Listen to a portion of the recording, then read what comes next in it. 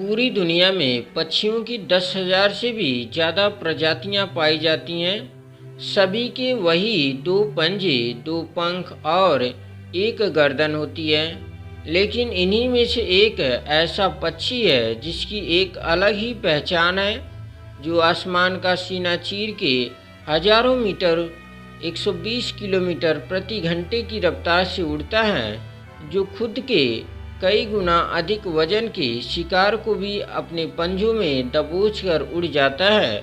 और इसीलिए उसे पक्षियों का राजा कहा जाता है, जिसे हम बाज के नाम से जानते हैं। और एक बाज इतना ऊंचा मुकाम हासिल करता है अपने ट्रेनिंग और अपने पुनर्जन्म की वजह से। अगर आप भी इस दुनिया में एक मुकाम हासिल करना चाहते हैं तो एक बाज को बाज बनने का पूरा सफ़र आपको जानना बहुत ज़रूरी है, क्योंकि 25 से 30 की उम्र तक आने के बाद भी लोगों को रिस्क लेने से डर लगता है। लेकिन एक बाज की जीवन की शुरुआत ही रिस्क से होती है। जिस उम्र में बाकी पक्षियों के बच्चे सिर्फ चींची करना सीखते हैं, उस उम्र में एक मादा बाज अपने बच्चों को पंजों में दबोचकर हजारों मीटर आसमान की ऊंचाइयों में उड़ जाती है, उसे ये बताने के लिए कि तेरा जन्म आसमान का सीना चीर के सबसे ऊपर उड़ने के लिए हुआ है। तेरा जन्म पक्षियों का बादशाह बनने के लिए हुआ है। जमीन से हजारों मीटर ऊपर ले जाकर मादा बाज अपने पंजों से उसे छोड़ देती है, और यही से शुरू होती है उसकी हाई रिस्क ट्रेनिंग। वो चूजा जमीन की तरफ तेजी से गिरने लगता है, थोड़ा नीचे आता है तो उसके पंख खुलने लगते हैं। नीचे आते आते वो अपने पंख फड़फड़ाने लगता है, लेकिन वो अभी तक उड़ना नहीं सीखा है। वो जमीन से कुछ ही ऊपर होता है। ऐसा लगता है कि कुछ ही सेकंड में उसका जीवन समाप्त हो जाएगा, लेकिन अचानक एक पंजा उसे अपने गिरफ्त में लेता है और वापस आसमान में उड़ जाता है। वो पंजा होता है उसकी माँ का, जो उसके पीछे उड़ रही थी। उसकी ये ट्रेनिंग तब तक चलती रहती है जब तक वो उड़ना नहीं सीख जाता। इतनी हाई रिस्क ट्रेनिंग होने के बाद इस दुनिया को एक बाज मिलता है। बारिश के वक्त जब सारे पक्षी आश्रित या आश्रय की तलाश करते हैं, तब यही बाज उसी बारिश में आसमान को चीरते हुए ऊपर निकल जाता है और बादल से कहता है कि तू वर्ष ले, कितना बरसेगा, और फिर नीचे आकर चैलेंज करता है।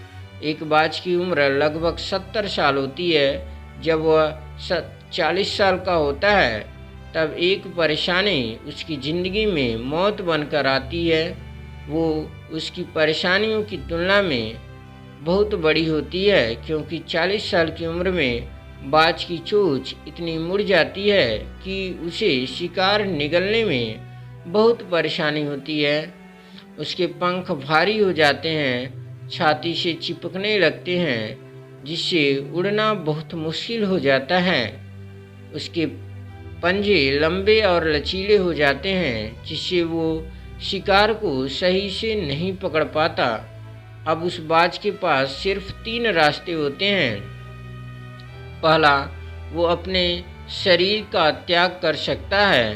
दूसरा, गिद्ध की तरह छोड़े हुए भोजन पे निर्भर हो जाए। और तीसरा है सबसे कठिन और पीड़ादायक रास्ता, अपने आपको पुनः स्थापित कर फिर से आसमान का सीना चीरकर उड़ने का।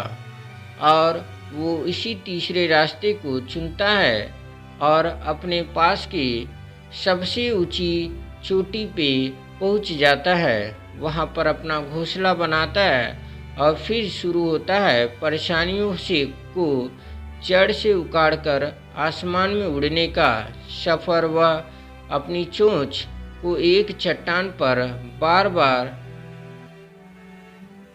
मार कर तोड़ देता है, लहूलुहान हो जाता है और इंतज़ार करता है नई चोंच के आने का। उसके बाद अपनी नई चोंच से अपने पंजों को काट देता है और फिर इंतज़ार करता है नए पंजों के उग आने का।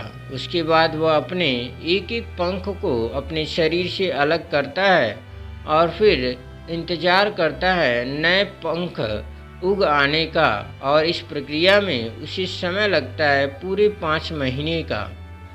इन 5 महीनों की कड़ी तपस्या से एक बाज का पुनः जन्म होता है। वो फिर से तैयार हो जाता है आसमान का सीना चीरकर उड़ने के लिए। जो 3 रास्ते बाज के पास थे वही 3 रास्ते आपके पास होते हैं, लेकिन कुछ लोग पहले रास्ते को चुनते हैं और परेशानियों के तले दबकर सुसाइड कर लेते हैं। ज़्यादातर लोग दूसरे रास्ते को चुनते हैं। वो परेशानियों का बोझ पड़ते ही अपने लक्ष्य को छोड़कर एक नॉर्मल लाइफ जीने लगते हैं। और कुछ वो लोग भी होते हैं जो इस परेशानियों को लात मारकर अपनी मेहनत के दम पर बाज की तरह आसमान की बुलंदियों को छूते हैं।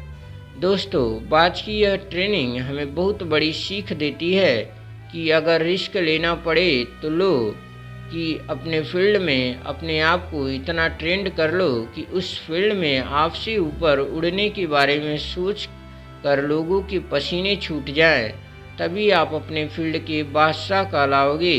अगर आपको हमारे ये वीडियो पसंद आया हो तो चैनल को सब्सक्राइब करें तथा वीडियो को लाइक और शेयर करें और बेल आइकन प्रेस कर लें। जय हिंद।